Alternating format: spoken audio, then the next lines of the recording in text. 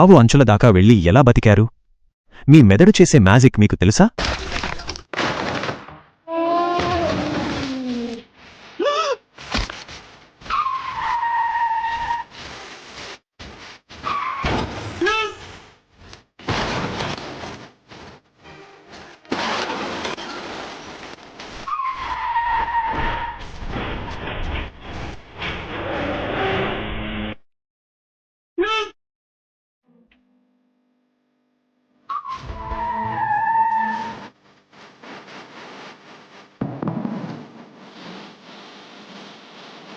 మనం చూసిన వీడియోలలో కొందరు సెకన్ల వ్యవధిలో మృత్యువు నుండి తప్పించుకున్నారు.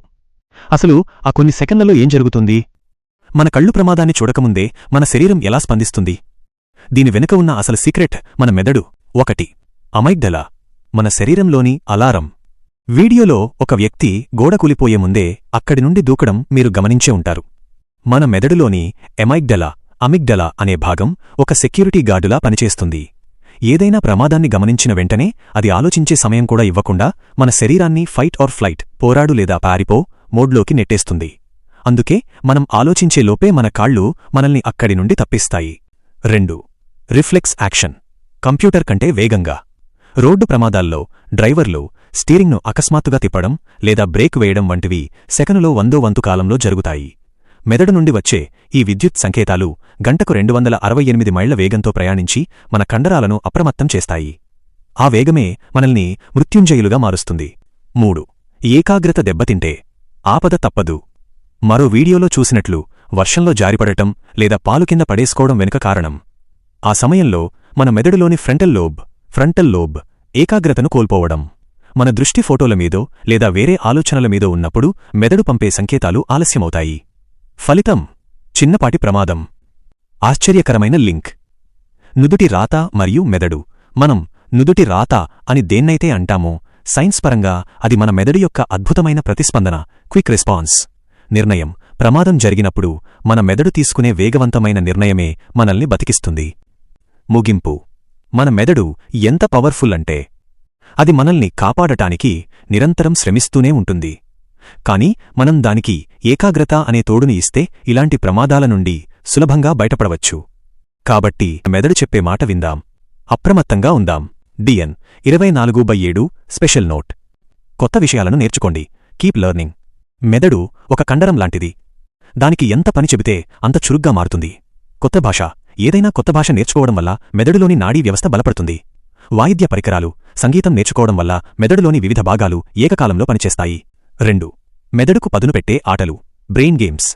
ఖాళీ సమయంలో ఫోన్ చూడటానికి బదులుగా వీటిని ప్రయత్నించండి. సుడోకు మరియు పజిల్స్, ఇవి మీ లాజికల్ థింకింగ్ను పెంచుతాయి. చదరంగం, చెస్, వ్యూహాలు రచించడం వల్ల మెదడు ముందస్తుగా ఆలోచించడం నేర్చుకుంటుంది. 3. ఆహారం మెదడుకు ఇంధనం, మైండ్ఫుల్ ఈటింగ్. మెదడు చురుగ్గా ఉండాలంటే సరైన పోషకాలు అవసరం. నట్స్ మరియు సీడ్స్, బాదం, వాల్నట్స్, అక్రూట్ మెదడు ఆరోగ్యానికి చాలా మంచివి. omega-3 చేపలు లేదా అవిసె గింజలు జ్ఞాపకశక్తిని పెంచుతాయి. నీరు.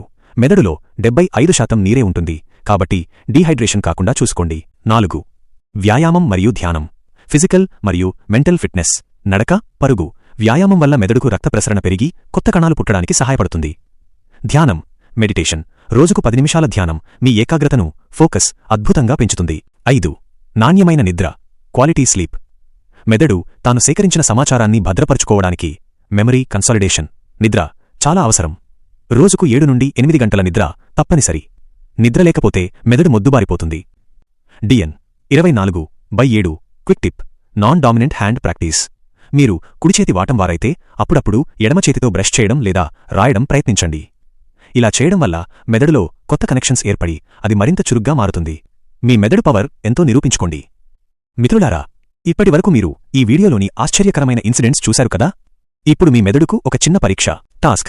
ఈ వీడియోలో మీరు చూసిన ఏదైనా ఒక్క సన్నివేశాన్ని, ఇన్సిడెంట్, అది ఎలా జరిగిందో, అక్కడ ఏముందో ఉన్నది ఉన్నట్టుగా కింద కామెంట్ బాక్స్లో వివరించండి.